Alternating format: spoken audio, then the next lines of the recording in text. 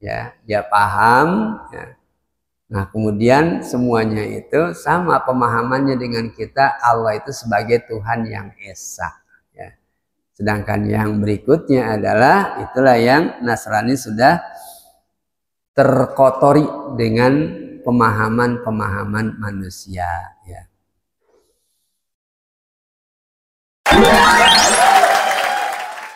Jadi itu tidak boleh syirik, dan yang namanya tauhid itu adalah sumber dari keutamaan hal-hal yang baik-baik yang kita kerjakan dari situ. Sehingga orang-orang kalau tidak beriman, tidak bertauhid, enggak diterima amal perbuatannya. Sekalipun dia sholat, sekalipun dia puasa, tapi kalau tidak bersyahadah, tidak mengucapkan syahadah, asyhadu alla ilaha illallah, itu tidak diterima. Yang ketiga, pelajaran yang kita ambil dari hadis tersebut, at-tanfiru anit minat taqlidil a'ma wa khassatan fi umuri ad-din. At-tanfiru lari asalnya, artinya menghindar, ya. Lari menghindar dari apa? Minat taqlidil a'ma, dari taklid yang buta, ya. Taklid buta, taklid itu apa? Taklid itu ikut-ikutan dan enggak tahu dalilnya, enggak tahu penyebabnya, ya ikut-ikutan aja. Mengapa kamu beriman? Ya, mengapa kamu beriman? Saya beriman karena orang tua saya beriman. Enggak boleh tauhid begitu. Makanya harus kita pelajari wujud qidam baqa mukhalafatul lil hawadis, harus tahu, ya. Allah ini wujud, adanya Allah begini-begini gitu. Nah itu ya harus jelas, enggak boleh ya ittiba, lebih-lebih taklid, enggak boleh ikut-ikutan, apalagi taklidnya taklid buta, ya. Ini lari dari taklid buta, wa khassatan, dan khususnya adalah fi umuriddin, dalam permasalahan agama, ya. Permasalahan agama berkaitan dengan masalah akidah, tauhid, itu nggak boleh kita itu taklid atau muqallid. Kalau masalah fikih masih bisa muqallid lah, orang-orang yang sudah tua renta, udah nggak sempat belajar lagi, udah tua dan dulu nggak belajar, ikutin aja dah gurunya, ya. Ikutin gurunya masih boleh, ya. Kemudian seharusnya kita sampai tingkat yakni di atas muqallid, yakni muttabi, orang yang mengikuti tapi tahu dalil.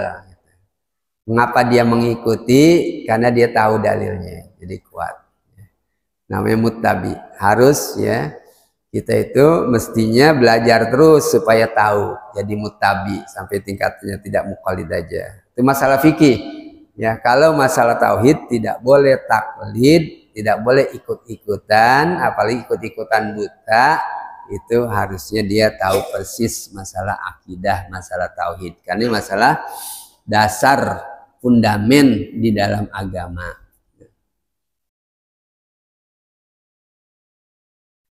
Min sifatir rusuli, yang berikutnya pelajaran yang bisa kita ambil, termasuk sifat-sifat Rasul. Dari sifat-sifat Rasul, di antara sifat-sifat Rasul, as-sidqu adalah jujur.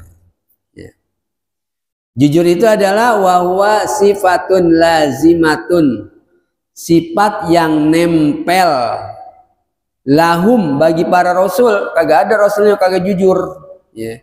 Jadi sifat yang nempel kepada para rasul, wahum ma'sumuna, dan mereka itu terpelihara andiddiha, dari lawannya maksum, berbuat dosa. Enggak, mereka terpelihara dari dosa, ya.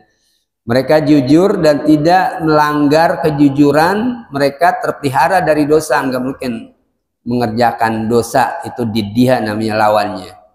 Supaya apa? Mereka jujur, para rasul tersebut, ya. Liyathiqan nasu bikalamihim, supaya orang-orang pada percaya dengan ucapan para rasul tersebut. Fima yukhbiruna anillahi ta'ala, terhadap apa yang mereka sampaikan itu memang dari Allah. Jadi orang percaya. Kalau kemudian ya para nabi itu kagak jujur, kagak percaya orang, ngapain dia tukang bohong. Ini tidak semua nabi adalah jujur. Itu sifat, ya salah satu dari 4 sifat para rasul. Ya, sidik, amanah, apalagi tabligh, fatonah. Ya. Itu 4 yang harus dimiliki oleh rasul. Ya. Jadi salah satunya adalah as-sidqu, sifat jujur. Ya. Supaya orang mempercayai apa yang mereka kabarkan itu adalah dari Allah, ya Allah yang nyuruh. Jadi kemudian diutus Rasul di antara manusia, ya kemudian mereka percaya. Selesai dah tuh mengenai hadis kaitannya dengan kisah Heraklius, ya yang disampaikan dakwah kepadanya. Kemudian disebutkan salah satunya adalah Nabi merintahkan kami untuk as-sidqu, yakni jujur.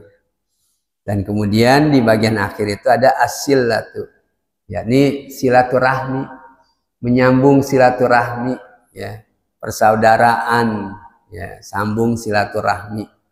Ya itu kami diperintahkan untuk bersaudara, ya apakah saudara dalam arti saudara senasab, ya saudara satu nasab, keturunan artinya satu keturunan dari bapak, anaknya, cucunya, atau ponakan misanannya kan satu kakinya itu satu gitu kan, dinasab, ya. Atau berkaitan dengan persaudaraan dari segi din, ya. Dari segi agama, ukhuwah Islamiyah, maka ada ukhuwah nasabiyah, persaudaraan senasab, ukhuwah diniyah atau Islamiyah, ya persaudaraan seislam, ya. Dan ada lagi al-ukhuwah asy-sya'biyah, persaudaraan sebangsa.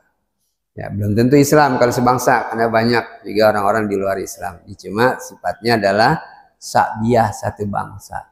Ya. Dan ini pada saat Nabi hijrah ke kota Madinah, itulah yang Nabi canangkan, salah satunya adalah al-ukhuwah, yakni persaudaraan, silaturahmi itu harus tetap dijaga, lebih-lebih kepada yang sifatnya nasabiyah. Namun biasanya persaudaraan kuat itu karena diniyah, karena persaudaraan sama-sama Islam. Kita kan sering juga ada kasus ya saudara nggak bisa diajak damai ngomong, orang lain aja bisa, karena seagama, sepemahaman, keislamannya itu ya betul-betul dia paham, sehingga persaudaraannya dijaga. Sedangkan saudara kagak tahu banyak Islam, ya begitulah, retak dalam kehidupan saudara, marah dengan saudara, ya. Nah ini silaturahmi tidak terjaga namanya. Itu tadi dari hadis yang di atas. Baru hadis yang berikutnya kita lihat, yang keempat. Ar-rabi'u, hadis yang keempat. An Abi Sabit, dari Abi Sabit, wakila Abi Sa'id, dan juga dikatakan Abi Sa'id, wakila Abil Walid, dan juga dikatakan pula Abil Walid. Ya Abi Sa'id, ya Abi Sabit, Abil Walid, ya sama namanya siapa? Sahal ibni Hunayf, namanya Sahal bin Hunayf. Wa huwa badriyun, dia adalah orang yang ikut perang Badar, ya. Yang ikut perang Badar tuh perang pertama dalam Islam. Radhiyallahu anhu, mudah-mudahan Allah ridho kepadanya. Annan Nabiyya sallallahu alaihi wasallam qol, bahwasanya Nabi sallallahu alaihi wasallam bersabda. Apa sabda Nabi ini? Ucapan Nabi, man sa'alallaha ta'ala syahadata asyhadata, siapa yang minta kepada Allah Ta'ala akan syahadah. Syahadah itu arti mati syahid, ya. Bisidekin, dengan benar, jujur, dia minta mati syahid. Dan ini kita diperintahkan untuk minta kepada Allah mati dalam keadaan syahid. Allahumma ahyina kahayatil ulama wa amitna kamautis syuhada. Ya Allah, hidupkanlah kami seperti hidupnya para ulama. Ya, mereka sederhana dan tidak rakus dengan dunia. Wa amitna, dan matikanlah kami kamautis syuhada, seperti matinya orang-orang mati syahid. Dan dia jujur dari hatinya pengen mati syahid, ya, mati di dalam qital, dalam peperangan, ya. Kalau dia jujur bisidqin, ya, dengan benar dia katakan ballaghahullahu manazilasy syuhada, niscaya Allah akan memberikan, menyampaikan kepadanya kedudukan orang-orang yang mati syahid, ya, syuhada, ya, akan diberikan. Wa in mata ala firashihi, sekalipun dia mati di atas tempat tidurnya, tidak di medan perang. Asalnya mati syahid di medan perang, lagi perang mati, ya, tertembak, terbunuh, ya, mati syahid. Tetapi kalau dia memang niat, ya, untuk mati syahid, dia jujur dari hati nuraninya pengen banget mati syahid, itu Allah akan matikan. Allah akan memberikan bahwasanya ganjaran syahid sekalipun dia mati di atas tempat tidur. Jadi dapat fadilah syahid, dapat keutamaan mati syahid namanya. Asalkan betul-betul dari dirinya. Dan kita diajarkan untuk bagaimana berdoa, bagaimana meminta supaya mati dalam mati syahid, ya. Mati dalam menuntut ilmu misalnya kan termasuk, ya, yang namanya berjuang, berjihad, itu jihadun nafsi, jihad diri kita, ya. Berjuang untuk diri kita, hawa nafsu kita perangi, jangan sampai ada hawa nafsu kita, ya. Maksiat, keinginan kita maksiat, kita perangi dalam diri kita. Ini jihad, berkaitan dengan masalah jihad nafsi. Dan thalabul ilmi bagian dari jihad. Nah, kalau kemudian kita di tengah perjalanan untuk menuju thalabul ilmi meninggal, ya, maka kita dapat fadilah, ya, mati syahid. Bukan mati syahid sesungguhnya, tapi dapat fadilah, keutamaan mati syahid. Dan ini yang perlu senantiasa kita minta pada Allah Subhanahu wa ta'ala. Udah, hadisnya pendek tuh. Wa in mata ala firashihi. Kemudian pelajaran yang bisa kita ambil dari hadis tersebut, afadas hadisu. Apa yang pertama adalah anna sidqal qalbi sababun libulughil arabi. Arubbi, ya. Bahwasanya hati yang benar, yang jujur sampai ke hati tadi sebagai penyebab untuk mencapai apa yang dia inginkan. Wa anna man nawa, dan bahwasanya orang yang berniat syai'an, sesuatu, min amalil birri, dari perbuatan kebaikan, usiba alaihi, akan diberikan ganjaran kepadanya dari perbaikan tersebut. Wa illam yahtahaqqaq lahu amaluhu, sekalipun amalnya itu tidak mewujudkan perbuatan itu, cuma niat aja, di saya mau bangun malam, kesiangan, dapat pahala, niatnya udah dapat. Mau pergi haji, niat saya akan haji nih, saya nabung, ngumpulin, belum sampai terkumpul penuh, kemudian dia keburu meninggal, dia akan mendapatkan ganjaran haji. Ya. Jadi ya, kita banyak-banyaklah niat untuk berbuat baik, tapi jangan dipermainkan, ya, cuma niat doang, emang dikagak mau kerjain, dia cuma niat aja, enggak. Ini memang niat sungguh-sungguh, jujur, ya. Saya mau melakukan ini kebaikan, ya. Dia nggak sempat melakukannya karena keburu datang umur, ya, datang malaikat Israel mencabut nyawanya. Niscaya dia akan mendapatkan. Dan bukan itu saja, orang yang biasa kebiasaan atau wirid itu kebiasaan, dia biasa wirid bangun malam, tahajud, kemudian pada suatu saat dia sakit, tidak bisa melaksanakan tahajud. Kalau udah jadi wiridan senantiasa tahajud, itu walaupun dia tidak tahajud tetap dapat ganjaran pahalanya, karena dia biasa melaksanakan tahajud. Dia sekarang kagak tahajud karena sakit aja, nggak mampu untuk melaksanakannya. Ya, ini tetap dia mendapatkan, ya, ganjaran tersebut. Jadi yang penting adalah kejujuran dari hati kita, meniatkan yang baik-baik dalam kehidupan ini, ya.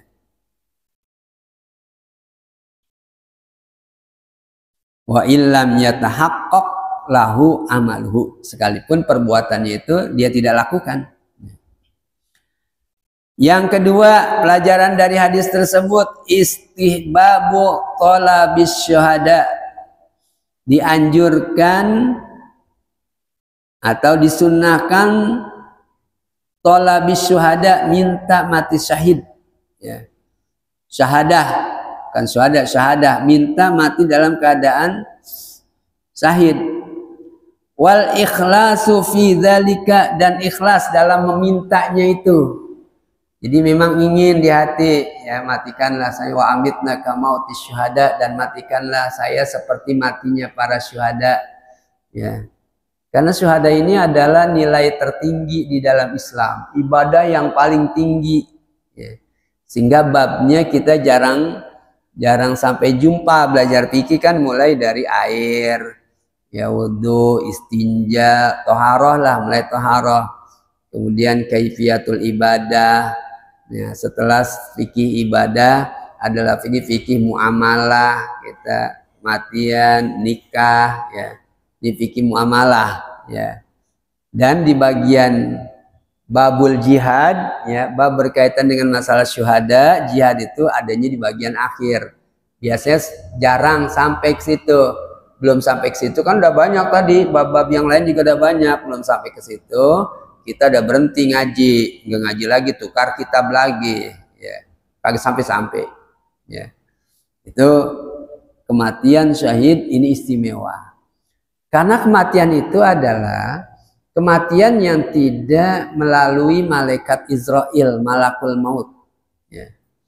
Jadi enggak melalui malakul maut, tetapi Allah sendiri yang mencabut nyawa orang tersebut, ya. Makanya orang yang mati syahid tidak diurus seperti orang yang mati biasa, ya. Udah kubur bulat-bulat, darah-darahnya, pakaian yang dikenakan pada saat dia berperang, ya. Kubur, jangan dibungkus, jangan disolatin, ya, karena itu adalah urusan Allah. Allah yang mengambil langsung, sehingga, ya, manusia tidak boleh campur tangan, ya, terhadap apa yang Allah sudah cabut dari ruhnya. Bulat-bulat dikuburin. Sekarang mati syahid nggak disolatin lagi, nggak dimandiin lagi, ya, karena mati syahid. Lain dengan mati fadilah syahid. Kalau mati fadilah syahid, ya, mati kegencet misalnya, mati orang melahirkan, ibu-ibu, ini namanya fadilah syahid, tetap diurus. Kalau ini dimandikan, disolatkan, ya. Nah, ini tugas kita. Kalau mati syahid tidak, karena itu kematiannya adalah Allah yang mencabut nyawanya, ya, sehingga orang yang mati itu adalah mati dalam menyatakan kesetiaannya kepada Allah melalui perang membela agama Allah Subhanahu wa Ta'ala, ya. Jadi syahid, gitu.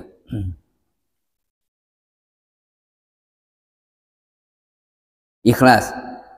Asyhadatu bisidkin, syahadah yakni bisidkin, dengan niat yang benar. Dia adalah antakunal i'la'u, untuk meninggikan, li'i'la'i, antakuna li'i'la'i, untuk jadilah meninggikan kalimatullahi, li'i'la'i kalimatillahi, kalimat Allah Ta'ala. Jadi mati syahid itu adalah untuk meninggikan kalimat Allah, ya, memperjuangkan, ya, kalimat tauhid la ilaha illallah, gitu kan. Apalagi wa naili mardatih, dan juga karena ingin mencapai keridhaan Allah, ya, mencari keridhaan Allah. La li gharadin akhara, tidak untuk tujuan yang lain. Tujuan untuk memperoleh harta rampasan perang, ikut perang supaya nanti memperoleh harta rampasan perang, nggak boleh. Kalau sekarang harta rampasan perang berupa jabatan, bagi-bagi jabatan, nggak boleh itu, ya. Jadi awalnya kita berjuang dimanapun, itu adalah untuk mencapai keridhaan Allah, kan untuk memperoleh uang, untuk memperoleh jabatan, kan sekarang diperebutkan itu. Ya, jadi sudah tidak murni lagi. Seharusnya adalah jabatan boleh, ya, tetapi itu bukan masalah pokok. Yang paling pokok adalah keridhaan Allah, mencapai ridho Allah Subhanahu wa taala, ya. Bukan mengenai jabatan. Kalau kemudian dapat jabatan, dapat uang, itu sebagai akibat aja dari karena dia ya ridho, dan juga yang dia peroleh itu akan menjadi berkah. Tetapi kalau tujuannya sudah harta benda, sehingga cara-cara berbagai macam cara dihalalkan, ya, yang haram, ya, yang halal diterjak terus yang haram, ya. Nah ini karena tujuannya adalah untuk mencapai kebendaan, ya, berupa jabatan, berupa uang. Jadi harus ikhlas tuh orang-orang yang berjuang di situ. La li gharadin akhar, tidak dalam bentuk tujuan apapun, tujuan yang lain, ya, nggak boleh. Baik, satu lagi kita habiskan, nanti baru masuk babul muraqabah. Satu hadis lagi, itu udah habis ya hadisnya, penjelasan hadis tersebut, ya. Satu hadis lagi kita lihat, as-sadisu, langsung yang keenam, yang kelima enggak karena panjang, ya. An Abi Khalid, dari Abi Khalid Hakim bin Hizamin radhiyallahu anhu, namanya Hakim bin Hizam, putranya Hizam radhiyallahu anhu. Qala, beliau meriwayatkan, menceritakan, menyampaikan kepada kita. Qala Rasulullah sallallahu alaihi wasallam, kata beliau, Rasul pernah bersabda, ya, al-bayyi'ani bil khiyari ma lam tatafarraqa. Orang yang jual beli bil khiyari, nanti dalam jual beli ada khiyar majelis namanya, dalam keadaan ya masih transaksi, sehingga pada saat orang tawar menawar kita belum boleh masuk. Jangan apalagi kemudian dia tawar menawar sekian kita tinggiin. Lain halnya dengan masalah, artinya apa tuh biasanya? Masalah dilelang, lelang lain lagi lelang. Ya, itu memang main besar-besaran kan gitu. Kalau ini pada saat orang jual beli lagi nawar dagangan, jangan kita recokin masuk ke dalamnya dan kita merusak, ya, majelis, masih dalam majelis khiyar namanya, pilihan apakah dia mau batalkan atau dia mau lanjutkan. Jangan, ya, nggak boleh, ya. Bil khiyari malam yatafarraqa, selama keduanya belum berpisah. Fa in sadaqa wa bayyana, apabila keduanya jujur, ya, dan menjelaskan, burika lahuma, diberkahi bagi keduanya, fi bai'ihima, pada jual beli keduanya. Wa in katama, sebaliknya kalau dia menyembunyikan, tidak jujur, wa kadzaba, dan keduanya saling berbohong, ya, muhiqqat barakatu bai'ihima, niscaya akan hancur, ya, akan apa namanya, lebur, akan menjadi habislah, kagak ada apa-apanya, keberkahannya itu akan hancur semuanya, keberkahan jual beli kagak ada, ya, karena saling membohongi, pedagangnya bohong, ya, ini tadi udah ada yang tawar nih sekian, dia bohong padahal nggak pernah ada yang tawar, sehingga pembeli itu udah ada yang tawar sekian, jadi dia di atasnya lagi, ya. Atau pembelinya juga berbohong juga, ya, artinya tidak jelas lah, ngambil barang tambahan ditambahin sendiri, ya, ibu-ibu kan begitu, kalau beli bawang di pasar kemudian bawangnya timbangannya ditambahin aja, diambil sendiri sama tuh ibu-ibu, ya, padahal kan belum tentu ridho yang jual itu kan, diambil aja taruh situ, ya. Nah ini kalau keduanya itu berdusta, tidak ada keberkahannya. Apa yang bisa kita ambil dari hadis tersebut? Pelajaran yang pertama adalah subutu khiyaril majlis al-mutabayyi'ina atau al-mutabayyi'aini, yakni tetapnya khiyar majlis namanya, masih dalam transaksi bagi dua pembeli dan penjual. Wa hadza inda Syafi'iyati, ini menurut pengikut Imam Syafi'i. Wal Ahnafi dan Imam Hanafi.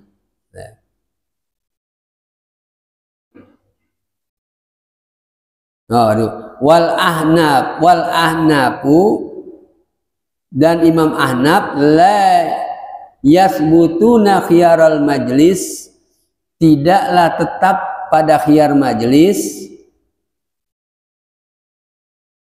wa yahmiluna tafarruq alat tafarruqi bil aqwal, dan dia sudah cukup kalau dia mau berpisah dengan kata-kata. Ada yang nggak jadi ya gitu.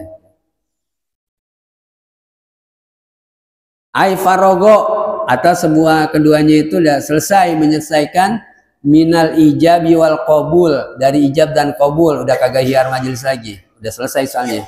Nah ya, saya beli ya, saya jual.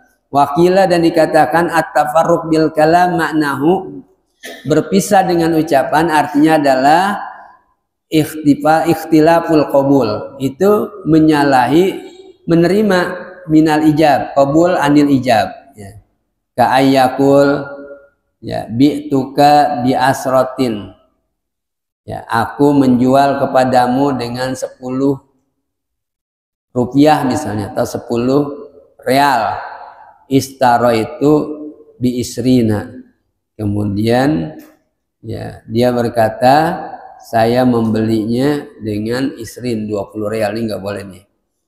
Wujubu izharul aibi, dan juga wajib untuk memperlihatkan kekurangan fisil ati, dari barang jualan ya. Jadi yang kita jual ya, komoditas atau barang yang kita jual itu sil'ah namanya, barang dagangan, itu harus diperlihatkan di kekurangannya ya.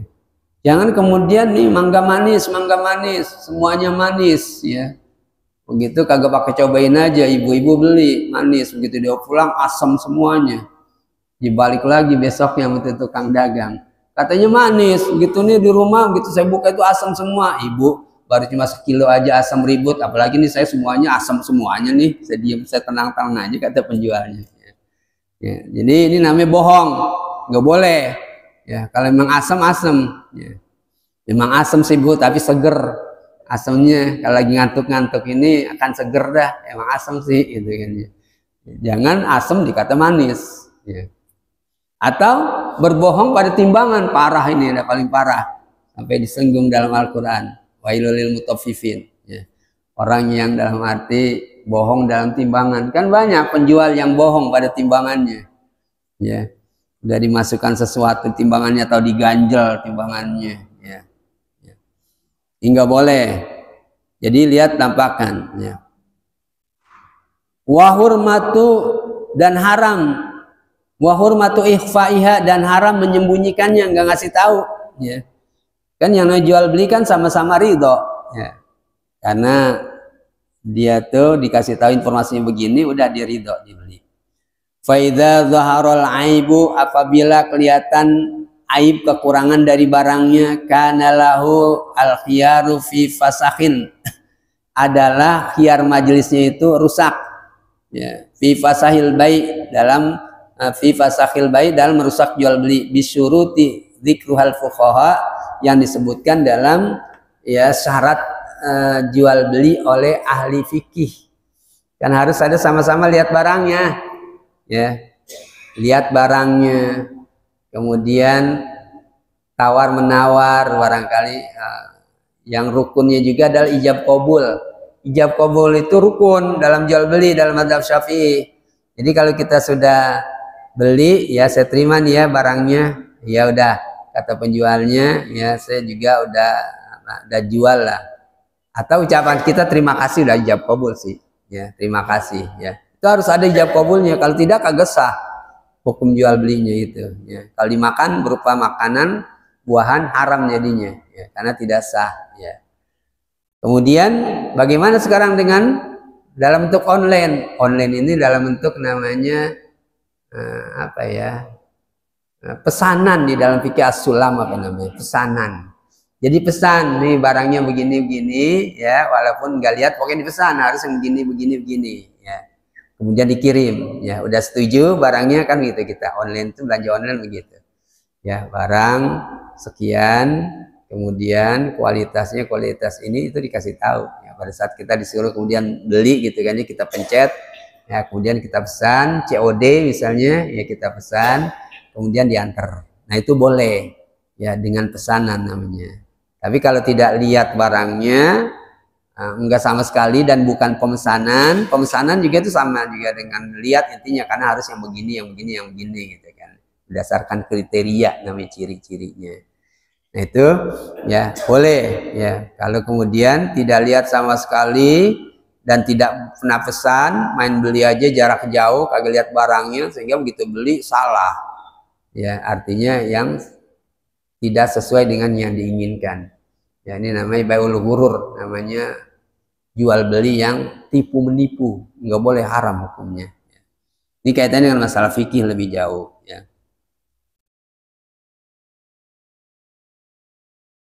Kan disebutkan al-fuqaha ahli fikih. Annal kadhiba, sesungguhnya dusta, sababun, sebagai penyebab, limuhkil barokah, untuk menghilangkan keberkahan, menghancurkan keberkahan. Ya. Jadi jujur penyebab untuk menghilangkan keberkahan. Jadi ada keberkahan gitu. Jadi dengan jujur itu ya berkah kita, ya, banyak baikan artinya berkah di dalamnya. Itulah barangkali yang kita perbincangkan dalam waktu kurang lebih 55 menit. Tinggal 5 menit ke depan kalau ada hal yang perlu kita perbincangkan. Kalau ada silahkan, kalau ada kami kembalikan kepada Ustaz Syakuri. Silahkan kalau ada.